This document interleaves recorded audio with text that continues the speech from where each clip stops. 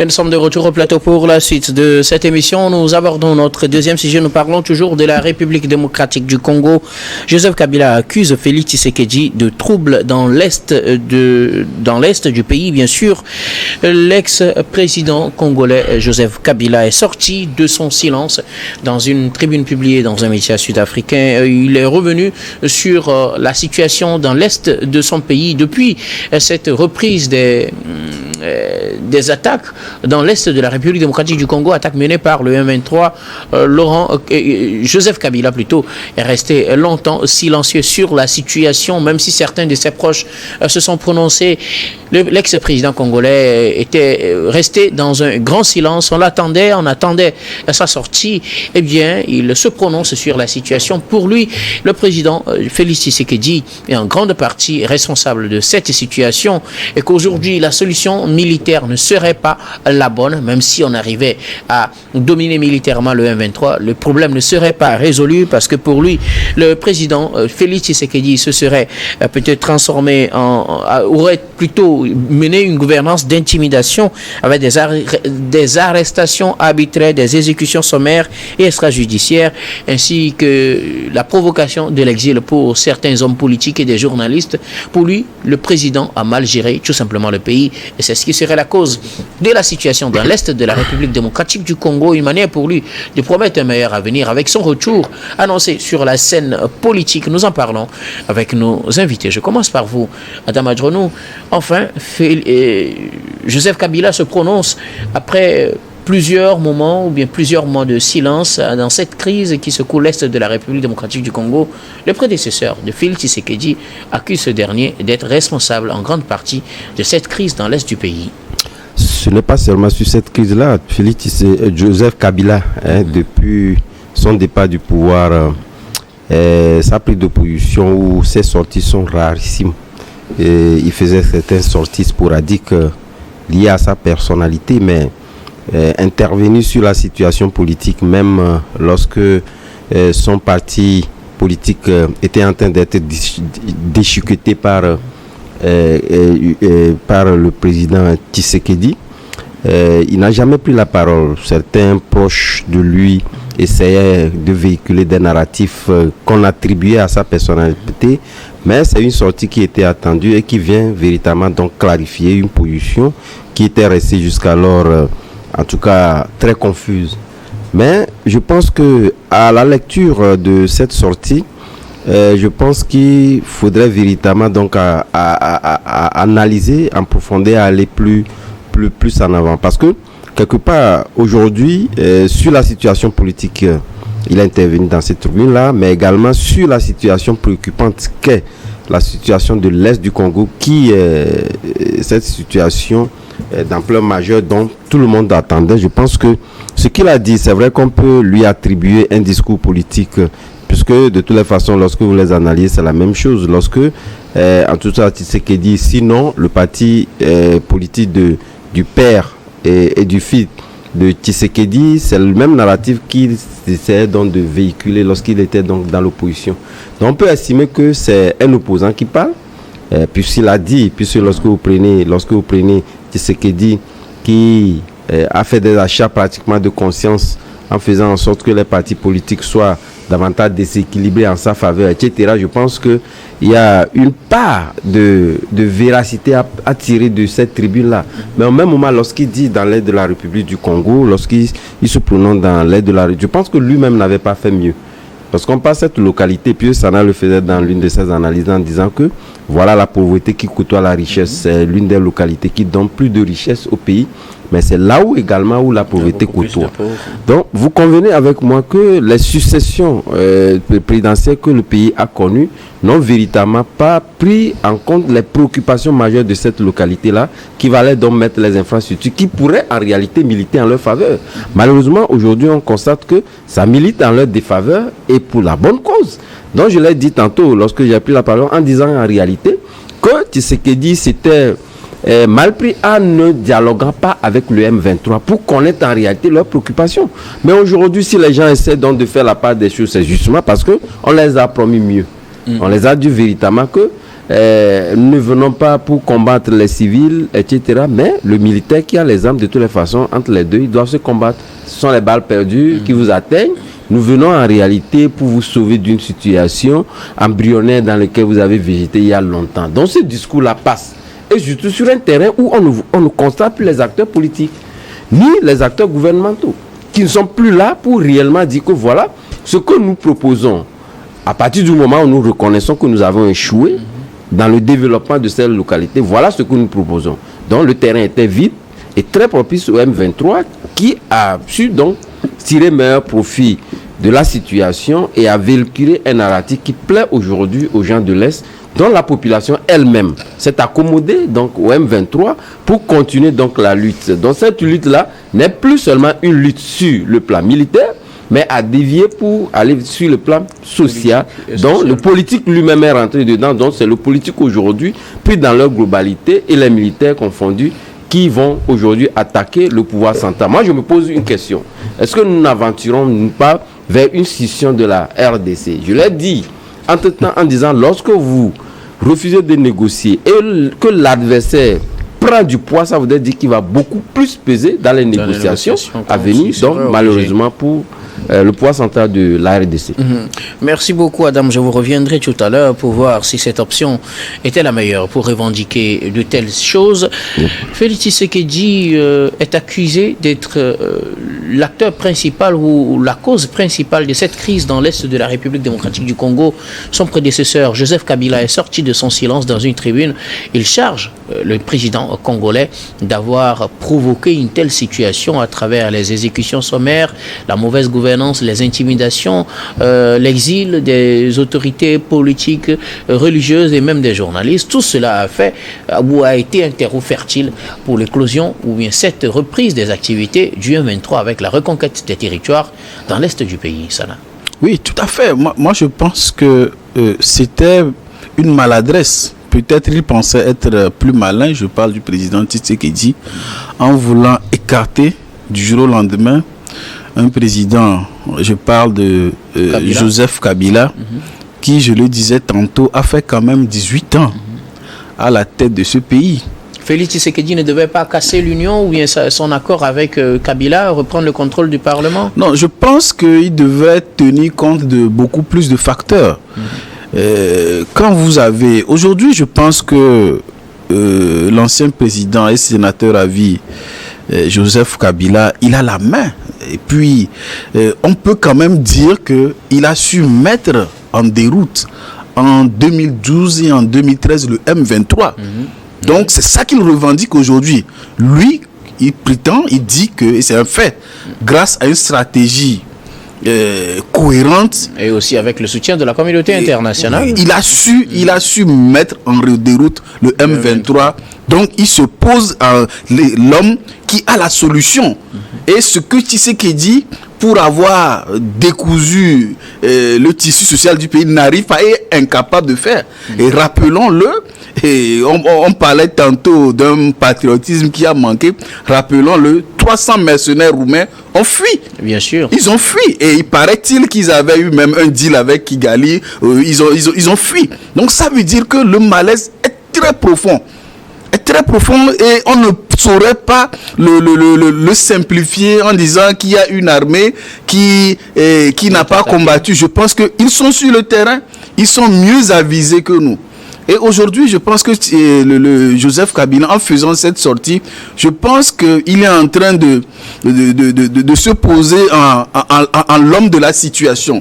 Peut-être, je pense qu'il veut prendre peut-être la tête politique, si on peut le dire ainsi, de ce M23, puisqu'il a énuméré un certain nombre de revendications. Aujourd'hui, ce qui se passe, c'est que si le président Tshisekedi refuse ce dialogue, mais je pense que l'ancien président Kabila, il va mettre la pression. Et je pense que tant que cette situation dure, du jour au lendemain, le M23 risque de marcher sur Kinshasa. C'est vrai, l'Afrique du Sud est présente militairement. Je crois les plus de 1000 soldats sont présents, mais ils étaient là quand les 300 Roumains ont fui, ils sont là quand l'armée, les 1000 policiers et autres militaires rejoignent aujourd'hui les rangs du M23. Et aussi, je pense que cette sortie vise peut-être à mettre en garde ou bien à mettre une pression sur le gouvernement sud-africain face à l'option d'envoi de troupes militaires pour combattre, en disant que c'est vrai, vous chasseriez, n'est-ce pas, le M23 de Goma, de Bukavu et autres, mais le problème restera toujours. Et tant qu'on ne trouvera pas de solution politique et on veut passer à l'option militaire, les mêmes causes produiront les mêmes effets. Merci beaucoup. À vous, Sana. Alors, Gabin Adjao, Félix Tshisekedi est accusé aujourd'hui d'être la cause principale de cette avancée fulgurante du M23 dans l'est de la République démocratique du Congo. Son prédécesseur, Joseph Kabila, l'accuse de plusieurs faits qui auraient occasionné ou auraient facilité plutôt cette avancée du M23, comme on le constate sur le terrain. Ça m'a fait sourire de lire Monsieur Joseph Kabila, qui aujourd'hui accuse Félix Tshisekedi de tous les déboires qu'est en train de connaître la RDC. Félix Tshisekedi gouverne depuis à peine 6 ans la RDC. Or, ce pays-là connaît des problèmes depuis des dizaines d'années. Félix Tshisekedi, on peut tout lui reprocher. Mais la question est de savoir, est-ce qu'il est le seul responsable? Il a sa part de responsabilité à ne pas vouloir dialoguer avec le M23. Encore que... C'est sa faute, c'est ça qui est sa faute selon vous. Encore que pour dialoguer, il faut avoir une certaine force. Avoir une certaine position de force pour pouvoir dialoguer et mettre certaines choses dans la balance. On ne peut pas accepter comme ça de dialoguer face à quelqu'un qui est beaucoup plus fort que toi, qui est en train de progresser, qui veut déstabiliser ton pouvoir. Ça va être très compliqué. Donc il faut chercher les voies et moyens pour arriver quand même à mettre en déroute cette personne-là, même dans les discussions, à arriver à mettre beaucoup plus de choses dans la balance que son adversaire. Joseph Kabila aujourd'hui il est en train de parler du fait que c'est Félix Tshisekedi qui est la cause principale de ce problème-là. Je dis non et c'est non. Il oublie ce que son père avait fait. Si aujourd'hui la RDC se trouve dans cette situation-là, c'est aussi à cause de son père qui a amené des rébellions en RDC pour déstabiliser Mobutu Sese Seko, qui aussi ne gouvernait pas très bien. Après, son père a été assassiné. La RDC, depuis le début de son histoire, a connu des assassinats de présidents ou bien des exils et autres là, de ces présidents-là.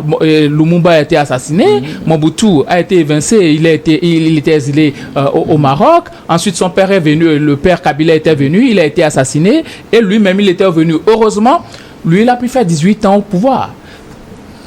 Et il est parti après 16 ans, après 16 ans, il devait organiser les élections. Normalement. Il n'a pas pu les organiser. On lui a accordé 2 ans. Mais l'RDC n'est pas la propriété de Joseph Kabila. Je suis désolé. Ce n'est pas la propriété de Joseph Kabila au point où, quand il quitte le pouvoir, il se dit, on doit me faire allégeance à chaque moment ou bien on doit venir à chaque moment me voir. Non, Félix Tshisekedi, il est venu au pouvoir, on doit le laisser conduire son mandat et puis après, c'est une chance. Déjà que quand Félix Tshisekedi est venu au pouvoir par les élections, que la RDC puisse repartir sur de bonnes bases. Mais voilà un monsieur qui, son père avait déstabilisé la RDC, qui revient aussi pour déstabiliser le même pays. Parce que... Est-ce qu'il revient pour déstabiliser? Mais écoutez, ce qu'il est en train de dire actuellement, ce sont des aveux qu'il est en train de faire, en se rapprochant de l'AFC et autres. Ça veut dire qu'aujourd'hui, l'option qui est de prendre le pouvoir à Félix Tshisekedi, qui va présider à la destinée de la RDC, sûrement c'est lui. C'est lui qui soutient aussi le M23 et puis l'AFC, puisque c'est une coalition aujourd'hui qui marche sur la RDC. Je le dis toujours, Félix Tshisekedi va passer. On peut peut-être le faire fuir du pouvoir. Mais ces gens-là, est-ce qu'ils ont de réels projets pour la RDC? Quelqu'un qui a déjà eu à faire 18 ans au pouvoir. Aujourd'hui, il parle d'exécution sommaire. Sous lui, il y a eu des journalistes qui ont été assassinés. Il y a eu des exilés politiques. Il y a eu même des gens qui ont été envoyés par l'ONU, qui ont été assassinés. Des viols en a point fini. Sous lui, la situation économique était désastreuse. C'était le pire président qu'a connu la RDC. Côté bilan. Et puis voilà, c'était le pire. Et puis voilà lui qui veut donner des leçons de bonne gouvernance à Félix Tshisekedi. Félix Tshisekedi, ce n'est pas un militaire. Il est venu au pouvoir, mais laissez-le conduire son mandat et mettre en place son projet de société. C'était la même situation qui s'était prévalue en Côte d'Ivoire sous Gbagbo. Quand quelqu'un vient au pouvoir et que vous ne lui laissez pas la main libre et vous envoyez des rebelles à sa trousse, vous pensez que cette personne-là peut avoir les coups de franche pour pouvoir gouverner et mettre en place et implémenter quand même son projet de société? Ça ne pourra pas marcher. C'était sous lui que Goma, Kwivu et autres là ont connu les pires des situations. Donc on peut pas, lui ne peut pas dire aujourd'hui que non, Félix Tshisekedi a abandonné ces gens-là. Quand il parle d'exécution sommaire, faisant référence aux Koulouna, les Koulouna, est-ce que ce sont des gens qui peuvent être dans une société, quelqu'un qui coupe les bras des gens, qui tue les honnêtes citoyens? La dernière fois, il y a eu un journaliste qui avait été assassiné. Tout ça, ça a été prévu par la Constitution congolaise. C'est dans l'arsenal juridique congolais. Donc on ne peut pas dire que Félix Tshisekedi est en train de faire des exécutions sommaires.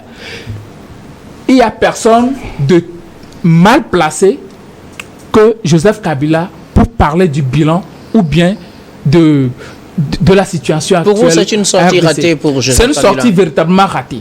Quand on est un président de la République et que les ancien président. Oui, ancien président.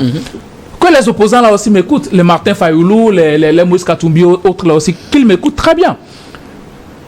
Ce qui arrive à Félix Tshisekedi, si eux aussi se taisent actuellement, s'ils arrivent au pouvoir, que ce soit dans 10 ans, que ce soit dans 15 ans, la même chose va leur arriver.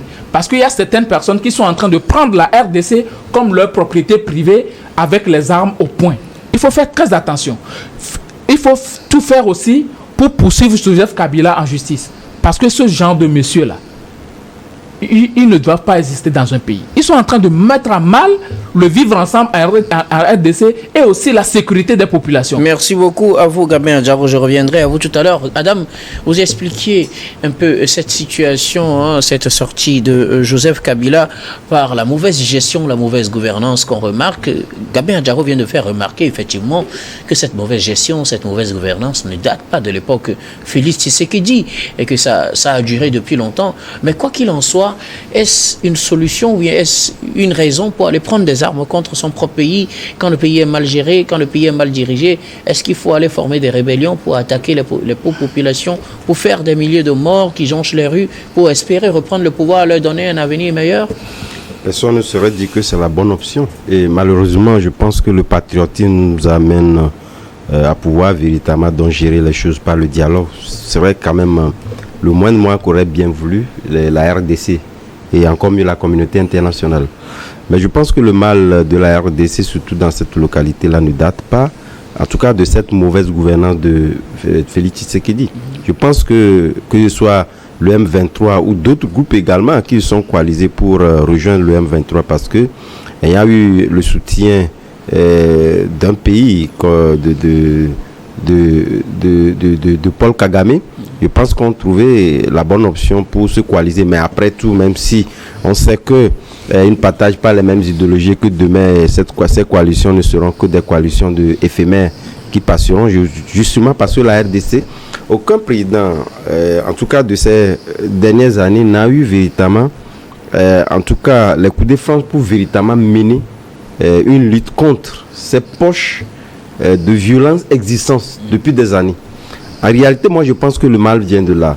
À partir du moment où vous prenez le pouvoir et que vous estimez que, voilà, les localités envahies par ces forces de mal-là, en tout cas, je pense que dans une de certaines interventions, je pense que Félix Tshisekedi lui-même l'a réitéré encore en disant que, voilà, ce sont des petites portions qui sont occupées, donc occupons-nous des grandes portions, etc. Or, l'intégrité du pays ne peut pas être... monnaie ou en tout cas jugé au prorata de sa dimension. Vous prenez le pouvoir, c'est pour tout le pays. Donc vous ferez en sorte que on puisse anéantir dans ces poches de résistance qui continuent en réalité par semer du désordre dans ce pays. Et malheureusement, on est arrivé à de petites poches qui sont agrandies et aujourd'hui sont devenues des taureaux incapables d'être abattus. Malheureusement. Donc, je pense que aujourd'hui, même si le mal n'est pas seulement à imputer à Félix Tshisekedi, il faudrait quand même aussi voir les autres présidents qui, d'une manière ou d'une autre, essaient quand même d'adopter des positions avant-gardistes. Et malheureusement, c'est ce qu'a essayé d'exprimer aujourd'hui le président, l'ancien président, qui le dit.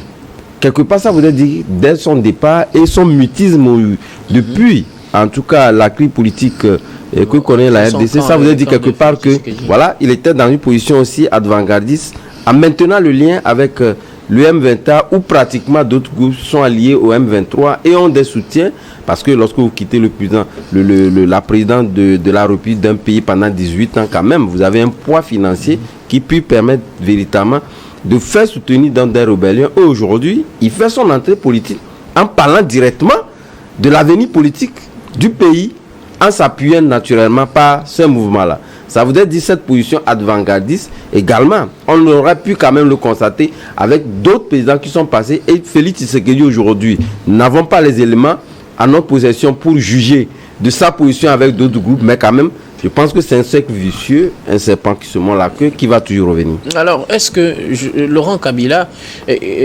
Joseph Kabila est aujourd'hui sur les pas de son père Laurent Désiré Kabila? Malheureusement, je pense que le discours actuel permet quand même de l'affirmer haut et fort. Parce qu'il a dit, lorsque vous analysez cette tribune-là, de toutes les façons, on sait quand même qu'avec le M23, il est en train quand même d'avertir Félix Tshisekedi de son lendemain, d'avertir son entrée politique, de dire que voilà, il est le maître de la situation. Donc je pense que c'est un discours qui est clair et limpide. Merci beaucoup à vous, Adam Adjranou. Sana, vous disiez tout à l'heure, vous parliez de cet effort fourni à l'époque par Joseph Kabila contre le M23. Est-ce que si on a lutté contre un groupe comme le M23 jusqu'à provoquer sa disparition pendant quelques années, quand ce groupe fait résurgence, est-ce qu'il faut supporter ces actions? Est-ce qu'aujourd'hui, Joseph Kabila plutôt, n'est pas en train de faire une chose et son contraire par rapport à sa gouvernance quand il était président de la République démocratique du Congo? Je n'analyse pas les choses en ces termes, pour la plus simple raison qu'à aucun moment, en tout cas pour le moment, il n'a pas revendiqué aucune paternité de ce mouvement-là, mais il a essayé de faire une analyse qui tend à expliquer les raisons de l'implosion sociale à Goma et autres. C'est ça l'exercice qu'il est en train de faire. Je comprends bien sûr votre analyse, mais je reprends alors ma question. Oui. Si vous avez été président et que vous avez subi une menace contre votre pays en tant que président et que vous avez tout fait pour éradiquer ou bien peut-être gérer cette menace-là et que votre successeur fait face à cette menace, même s'il commet des erreurs, est-ce plutôt l'occasion pour vous d'expliquer ces erreurs ou plutôt l'inviter à prendre peut-être les bonnes mesures que vous avez prises pour endiguer cette menace? C'est ce qu'il est en train de faire dans l'exercice. Est-ce que vous voyez la posture dans cette tribune, vous voyez la posture d'un président qui veut lutter contre le M23? Je le vois dans la posture d'un homme politique qui veut se poser à un acteur qui peut contribuer. C'est-à-dire qu'il veut peser dans les négociations à venir. En tant qu'opposant? En tant qu'acteur politique, en tant que personne. Cette question est une question politique? Malheureusement, Tshisekedi est un politicien, Joseph Kabila lui aussi est un politicien. Il est en train de faire augmenter les enchères, c'est-à-dire que si vous lisez indirectement, c'est-à-dire que moi la conclusion c'est que il est un acteur incontournable si on veut la paix au Congo. Il est en train de se poser comme quelqu'un d'indispensable. Et aujourd'hui, quoi qu'on dise, son bilan a été chaotique ou pas, aujourd'hui, il a la main. Et je pense que en tant que soutien du M23 ou en tant qu'ancien président, il a la main en tant que quelqu'un qui peut mener une médiation et qui peut être crédible vis-à-vis du M23. Il a cette main-là. Et je pense qu'aujourd'hui, si on va, et je pense que c'est pour cette raison fondamentale que Tshisekedi, il fuit le président Tshisekedi, il fuit la table des négociations. Parce qu'il sait qu'aujourd'hui, le M23, ils ont un avantage sur le terrain. Et forcément, en allant à la table d'indication, il va laisser beaucoup de choses qui vont confirmer sa faiblesse par rapport à cette situation-là. Alors, certains pensent que Joseph Kabila, jusque-là, n'a pas encore digéré sa déchéance avec l'explosion de cet accord qu'il a eu avec Félix Tshisekedi au lendemain de l'arrivée au pouvoir de Félix Tshisekedi. Est-ce vrai, selon vous? Je n'ai pas les éléments, mais j'ai constaté au travers de l'actualité de la RDC que après avoir été évincé du pouvoir, tout a été fait pour son exclusion, entre guillemets, politique. Tout a été fait. Et donc, naturellement, quand vous êtes exclu de la scène, de la scène politique, alors que vous avez d'autres avantages qui puissent, sur lesquels vous pouvez en peser encore plus dans le pays, mais vous allez les utiliser. C'est de bonne guerre. Hein? Merci beaucoup à vous, Sanaveguel. Gabin Adjaro, vous disiez tout à l'heure que Joseph Kabila est la personne, n'est pas la personne plutôt la mieux placée pour donner des leçons à Félix Tshisekedi, mais face au mutisme des autres acteurs politiques, n'a-t-il pas fallu qu'il y ait quelqu'un quand même qui sorte de l'ombre pour dire certaines vérités à Félix Tshisekedi, pour le rappeler à l'autre? Parce que on se dit effectivement que les rebelles avancent, mais quelque part, on ne voit pas réellement ce que fait la diplomatie congolaise pour pouvoir aider le pays à sortir d'une telle situation. Oui, c'est tout à fait normal que quelqu'un sorte pour dire quand même la vérité à Félix Tshisekedi. Mais dire la vérité pour apporter des solutions, pas pour plomber encore plus le pays. Parce que Joseph Kabila n'est pas n'importe quel opposant. C'est quand même quelqu'un qui a été président de la RDC. Ça veut dire qu'il a eu entre ses mains le destin des populations congolaises. Déjà, pour quelqu'un de bonne foi, ça aurait été bien de condamner déjà les morts, les tueries et autres là du M23 de l'AFC. Il n'a pas pu le faire. Il n'a même pas évoqué la situation chaotique qu'est en train de mettre ces groupes rebelles là, la RDC. Déjà, quand on dit qu'on est en train de lutter pour une population, mais on tue les mêmes populations, des milliers de morts. Dans l'AFC, le M23, ils ont tué des milliers de citoyens, des morts qui jonchent les rues un peu partout. Ces populations qui applaudissent, c'est pour ne pas mourir. Parce qu'en face de toi, tu vois quelqu'un qui est armé. Donc, qu'est-ce que tu dois faire? C'est de lui faire allégeance pour que cette personne-là ne tire pas sur toi. Mais au même moment, c'est pas un vrai soutien pour le M23? Non, pas du tout. Pas du tout. Aucune population bien bâtie, qui est bien dans sa tête, ne peut applaudir des gens qui sont en train de tuer leurs frères. C'est impossible. C'est par peur. C'est par peur. C'est ce qu'on dit. La plupart... Bon, tu as peur de ton ennemi, bon, tu l'applaudis. C'est ça. Aujourd'hui, Joseph Kabila est en train de raconter toute sa vie. Parce que tout ce qu'il a raconté, c'est de mettre en disgrâce Félix Tshisekedi. Il n'a pas pu, premièrement, condamner les rebelles là qui sont en train de tuer les citoyens, mais il est en train de mettre en discrédit Félix Tshisekedi, sa gouvernance et autres. Est-ce que Joseph Kabila risque de faire comme Laurent Désiré Kabila à l'époque? Bien sûr, c'est ce qui est dans sa tête. C'est pourquoi je dis il a pris fait des causes pour le M23 et l'AFC. Puisque son poulain, c'est Corneille Nangaa. On le sait tous. Et aujourd'hui, il sort du silence parce qu'il se dit, bon, on a le vent en poupe, puisqu'il y a aussi des militaires qui sont en train de se rallier, on a le vent en poupe.